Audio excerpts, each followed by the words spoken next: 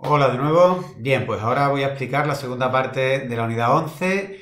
En la primera parte hemos hablado de los equipos de trabajo y ahora vamos a hablar de la comunicación en el equipo de trabajo, ¿de acuerdo? Aquí vamos a tratar los siguientes apartados. Vamos a hablar del proceso de comunicación, de lo que sería la escucha activa, de cómo eliminar barreras en la comunicación, qué es la asertividad y hablar un poquito de la inteligencia emocional, ¿eh? Voy a intentar ser más breve que en el anterior vídeo para que no resulte demasiado pesado, ¿vale? Empezamos con el proceso de comunicación.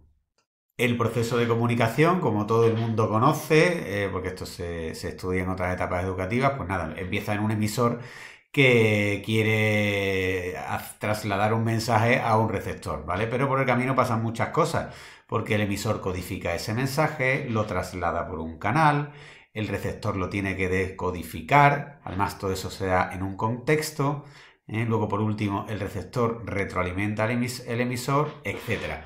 Entonces, bueno, todo eso complica la comunicación, como todo el mundo sabe y ha tenido miles de experiencias.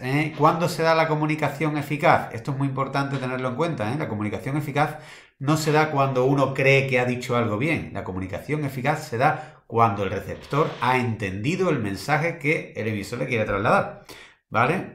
Esto ahorraría muchas discusiones y facilitaría mucho la autocrítica, ¿de acuerdo? Una comunicación no es realmente eficaz hasta que no te han entendido. Muy bien, continúo. Ahora es interesante diferenciar entre la comunicación verbal y la comunicación no verbal. En la comunicación no verbal, pues dicen que supone más de entre un 65 y un 80% de la auténtica comunicación. Si tú dices algo, pero con tus gestos, con tus expresiones, incluso aunque forme parte de lo que se podría entender verbal, con tu tono de voz, etcétera, digamos que estás transmitiendo algo diferente, pues la persona que te está escuchando no va a entender lo que dicen tus palabras exactamente, sino va a entender lo que dicen tus gestos, lo que dicen tus expresiones, lo que dicen tus entonaciones. O sea que es muy importante cuidar todo eso. ¿De acuerdo? Vamos a pasar, una vez que hemos hablado del proceso de comunicación, a una técnica de comunicación, que bueno, últimamente se habla mucho de ella, que es la escucha activa. Bueno, básicamente se trata de escuchar, ¿vale? De escuchar con atención, ¿de acuerdo? Oír es un acto casi inevitable, pero escuchar es un acto positivo. Tenemos que procurar hacerlo, ¿de acuerdo? Tiene muchas ventajas porque así nos vamos a enterar de los intereses de la otra parte y además nos prepara a la otra parte para escucharnos, porque ya va a tener predisposición para hacer lo mismo con nosotros, ¿verdad? ¿Qué hay que evitar? Pues no hay que interrumpir ni contradecir a la otra persona, ni una cosa que nos pasa a muchos, ¿no? Que tenemos impaciencia y le terminamos la frase, ¿eh? O le damos la razón antes de tiempo. ¿De acuerdo? No hay que anticiparse, hay que escuchar hasta el final. Otro fallo muy común es escuchar solo parcialmente. Solo escuchamos una parte y ya desconectamos, ya pensamos que hemos escuchado todo. ¿eh? Bueno, una costumbre pues que tenemos a veces todos, que es criticar o juzgar en exceso, ¿de acuerdo? No, hay que escuchar y hay que analizar de una manera objetiva sin obcecarse. ¿Qué hay que hacer? Pues no hay que distraerse, ¿eh? Si estamos escuchando y estamos pendientes del móvil, pues mal vamos a escuchar, ¿eh? Hay que retroalimentar, pues decir de vez en cuando sí, sí, ok, vale, me parece bien.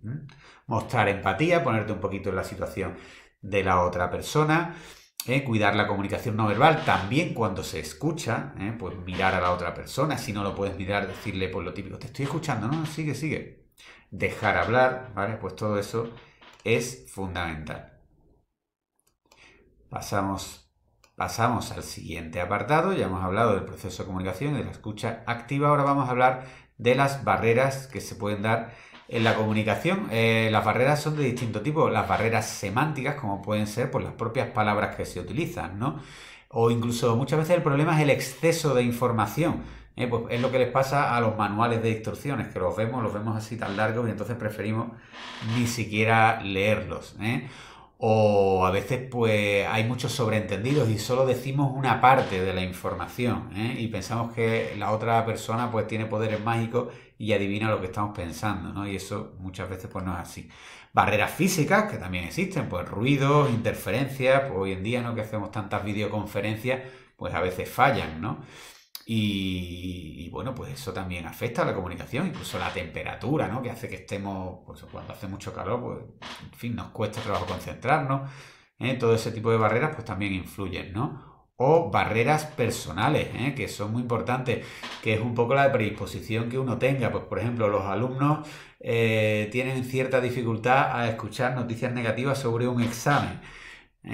Si tú les explicas, yo con mi experiencia de profesor, cuando tú explicas lo que entra en un examen, pues muchos desconectan, ¿de acuerdo? Sin embargo, cuando explicas lo que no entra, todo el mundo está muy atento. Porque tienen una percepción selectiva para lo que les interesa, digamos. Bueno, pues eso pasa, O pensamiento polarizado, pues hoy en día que está todo tan politizado, es muy habitual que los que son de izquierda solo escuchen los mensajes que se meten con la derecha y los que son de derecha solo escuchen los mensajes que se meten con la izquierda, ¿de acuerdo? O la agresividad, no saber escuchar, estereotipos y prejuicios, todo esto está muy relacionado con lo que estamos hablando, posición jerárquica, pues muchas veces el de arriba no quiere escuchar al que está abajo, o incluso al revés también. A veces el que está abajo pues tampoco le presta atención al que está arriba. O exigir comportamientos o rechazar a las personas pues, que no se comportan o que no son como nosotros nos gustaría que fuéramos, y entonces pues directamente no los escuchamos o no les prestamos atención. Bien, pues todo eso son barreras que dificultan la comunicación. Y la comunicación es muy importante porque sin entendernos pues no vamos a conseguir los objetivos que pretendemos en nada, ¿no? Ni en el trabajo, ni en la vida, ni en nada. Vamos a pasar a un estilo comunicativo que es muy efectivo, que es la asertividad. ¿Qué es la asertividad? Pues veréis, normalmente todo el mundo se puede imaginar una persona pasiva, que es una persona que no dice lo que piensa porque le da miedo de ofender, le da miedo de no agradar, de estar equivocada, entonces se suelen quedar callados más de lo conveniente, ¿no? O luego está lo contrario, las personas agresivas, ¿no? Que hablan aunque no les pregunten, que son demasiado sinceras, que no les importa ofender, ¿de acuerdo? Y que van un poco avasallando, ¿no?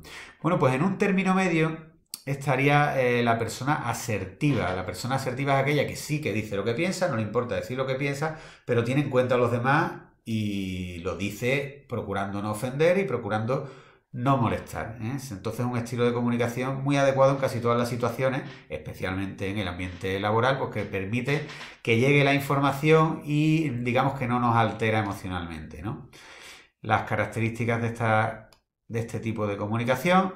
Pues bueno, la persona no asertiva pues se queda sola, se frustra muchas veces, tiene más conflictos, en muchas ocasiones puede tener falta de autoestima, no solo la pasiva, ¿no? Sino también la agresiva, ¿no? Son formas de esconder falta de autoestima, genera estrés y también hay pérdida de oportunidades, porque cuando tú te enfadas con la gente o no dices lo que tienes que decir, pues evidentemente vas a perder oportunidades.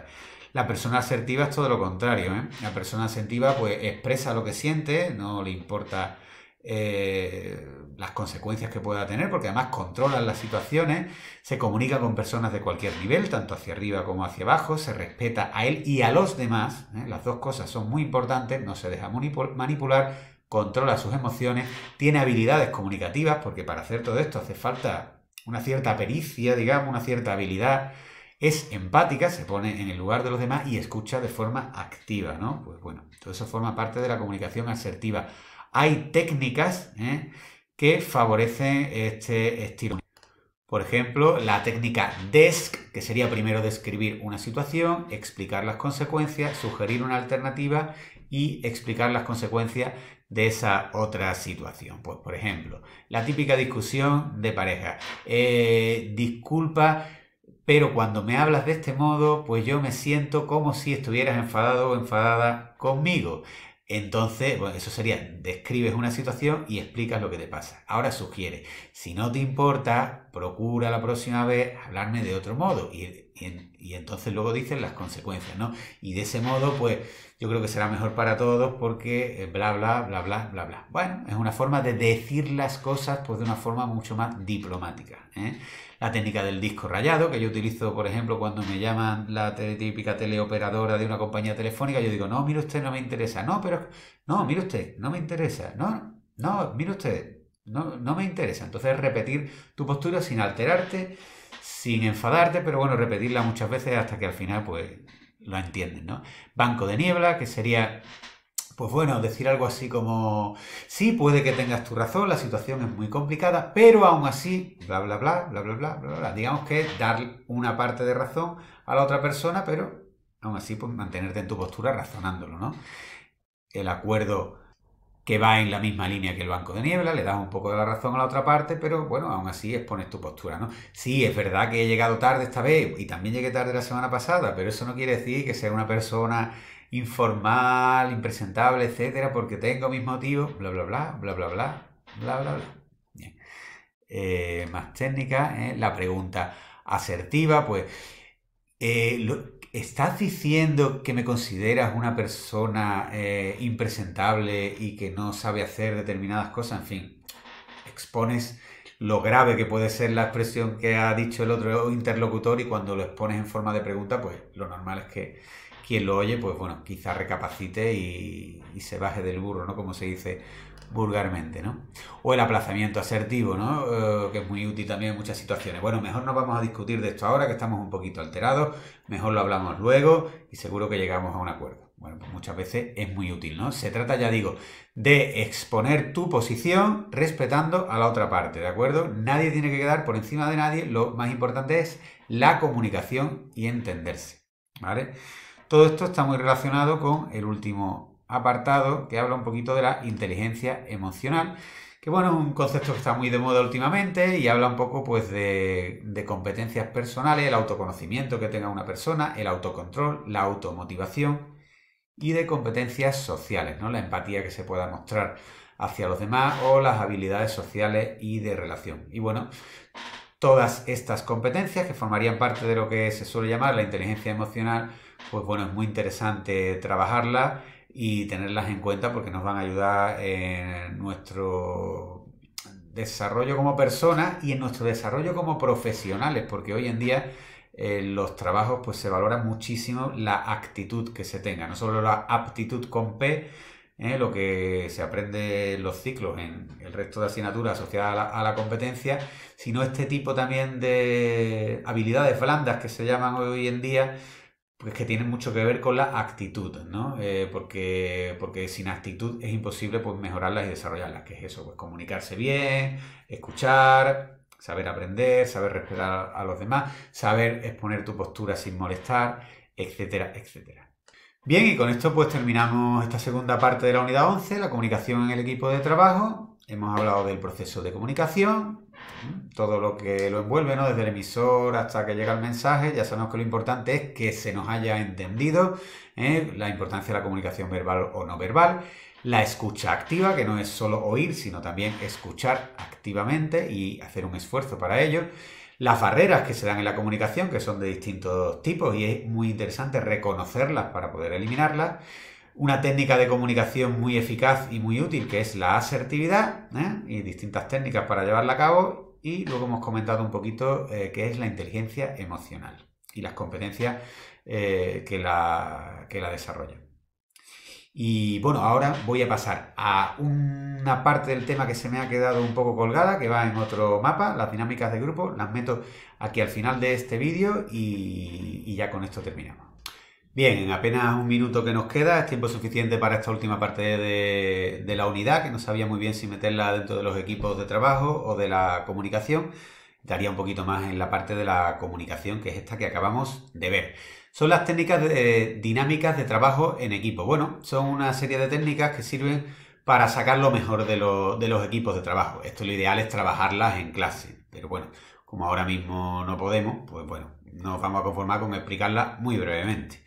Brainstorming o tormenta de ideas, que muchos la conoceréis, es simplemente que los miembros del equipo pues vayan diciendo ideas sin pensar en si son buenas o malas, se van anotando y al final, a partir de esas ideas que se anotan, pues se va haciendo un filtro y se va sacando una idea común. El Phillips 6-6, que es grupos de 6 durante 6 minutos, sacan conclusiones y se exponen. Role-playing o juego de roles, que es que cada miembro del equipo adopta un papel a modo de un cierto teatrillo y a partir de esa simulación pues también se sacan conclusiones. El método del caso, que no es más que un caso práctico a resolver por los miembros del equipo. Y por último, los 6 sombreros para pensar. Pues digamos que cada miembro del equipo se pone el sombrero de la creatividad, del miedo al peligro, de los sentimientos, la intuición, los hechos y los datos, el lado positivo o el facilitador. Y bueno, a partir de esos distintos puntos de vista, pues sacar distintas conclusiones. Lo he puesto así muy rápidamente, es el tiempo que tenemos, pero creo que es suficiente. Así que nada, con esto hemos terminado la unidad 11 y nos vemos en siguientes vídeos. Un saludo.